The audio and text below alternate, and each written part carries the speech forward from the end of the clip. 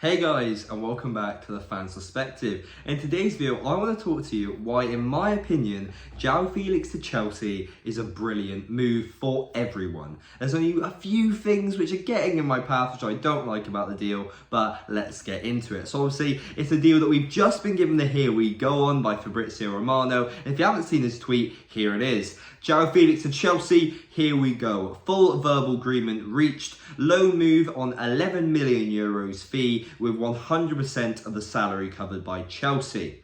Now, as well as this, a bit which I really don't like is the fact that before leaving, Joao Felix extended his contract at Atletico Madrid, keeping him under Simeone's ropes until 2027. Now, this news actually arrived yesterday with big David Ornstein on Twitter, which, as you can see, he said, Chelsea reached verbal agreement to sign Joao Felix on loan for Atletico Madrid, around €11 million fee, as I recently just said. Man United and Arsenal were keen on the 23-year-old, but due to the project at Chelsea, he chose the London club. So, in order to really analyse this from not only as a transfer perspective, but from Chelsea themselves, you have to look at the deal in a variety of areas. First, you got to look at the price. Obviously, is it a good deal? Is it worth it? Going on the lines of is it worth it? The quality of the player. Is it worth the investment because will he start? Then you have to look about where will he play? And then finally, you just have to talk about the signing itself, like compared to the other signings the club has made. Is it a smart decision? So, if you're wondering why I'm wearing this shirt, it's because it's a shirt of Fernando Torres, a player who I personally love, but is notoriously known for his controversial transfer and time at Chelsea. Now, this deal is very controversial itself, so I thought it was only fitting. So, if we're starting off with the player's wage, he's currently on €280,000 a week, obviously after that big transfer to Atletico Madrid, and he's still young. He's still only 23 years old. So, if you're thinking about covering those wages for the 6-month loan deal, because let's be honest, after signing an extension Atletico, it's just going to be a loan deal, you're talking just under €7 million. Now, if you add on to this the actual fee, which is going straight to Atletico Madrid of €11 million, you're looking around the ballpark of €18 million just to keep him at the club. Now, if you're looking at the fact that Inter Milan had to pay an €8 million fee for Romelu Lukaku, and he's having a disaster of a season, this is really good. Now, also, you can't really compare loan deals to permanent deals, but it's also cheaper than the likes of Awoniyi for Nottingham Forest and Maxwell Cornet, respectively, for West Ham. Now, I think this is a very good deal because he's an amazing player, and especially considering if you think another player which I like, Mason Mount, wants £300,000 a week, this is a very good deal price-wise.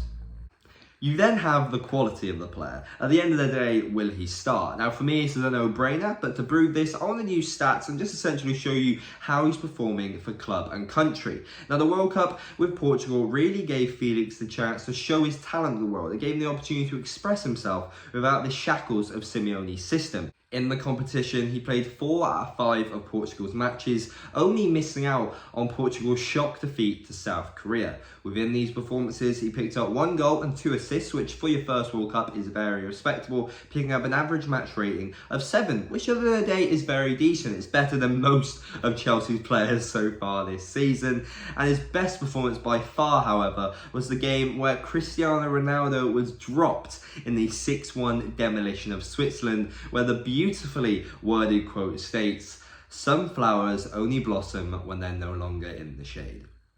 It was a game in which Gonçalo Ramos picked up all the plaudits, and rightfully so. He was the youngest player in the World Cup since Pelé to score a hat-trick. But if you actually watched the game, you'd notice that Joao Felix was the key cog making that Portuguese team work. He was the man controlling the tempo. He didn't even play the full 90, and in 73 minutes, he picked up 2 assists, completed 3 successful dribbles and 3 successful long balls. Now, the stats don't even truly give this performance justice. It was well and truly elegant. For club, however, he's a completely different player. It seems like Simeone wants him to play more centrally, mainly adopting the centre-forward/second striker role. Now, this is evidently not working with his 4 goal contributions in the last 13 La Liga matches. Now, for me, it's mainly because of the system. Now, Simeone's side usually average around 45% possession this season, compared to Chelsea, which, despite their struggles, is almost 60%. Now, this might only be 15%, but this is a huge difference for a player who's amazing with the ball at his feet.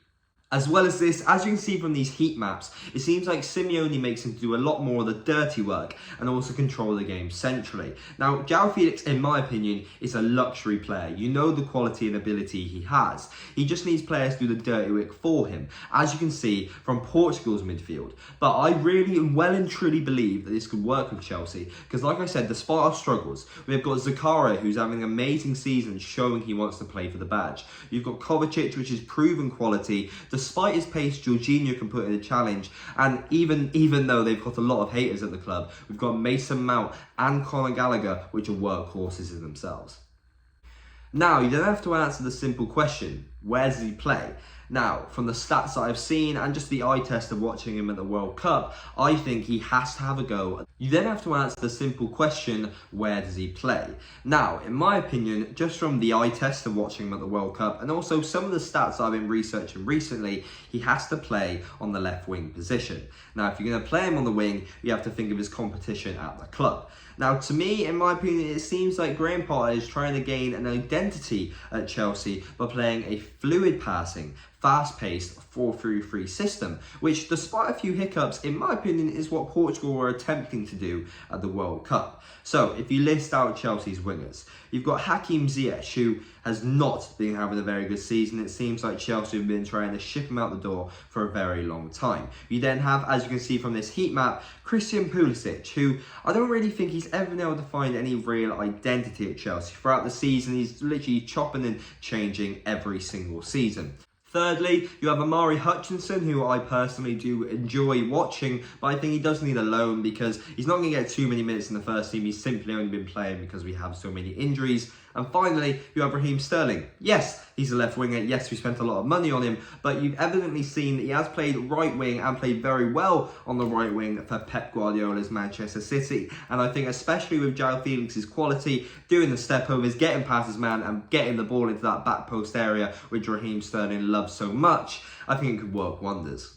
In conclusion, in Todd Boehly's tenure at Chelsea so far, he's really gone for a scattergun approach with his signings. Koulibaly was an expensive risk. He spent £50 million on a left back when we already have Ben Chilwell at the club. Granted, Ben Chilwell has been injured. He spent £80 million on a defender who's got cheese strings instead of hamstrings. And he's signed a striker who is known for his pace, his blistering pace at 33 years old when he's got no pace left. But I truly do believe that Joao Felix could be one of Todd Boehly's silver linings, along the side of Raheem Sterling, who is always showing his quality. Dennis Zakaria, who has to be a permanent signing. Please, he's playing so well for the club and you know he plays for the badge, and hopefully Badashali as well. It's an expensive centre-back, but he's a young prospect and obviously I've not really seen him play, so I can't give him the eye test. But obviously Chelsea have just signed Joao Felix, and I well and truly believe if he plays in the left wing position, he'll be an absolute revelation for Chelsea. Now, if you do enjoy these videos, this has been my analysis of Joao Felix. If you want to see more videos like this,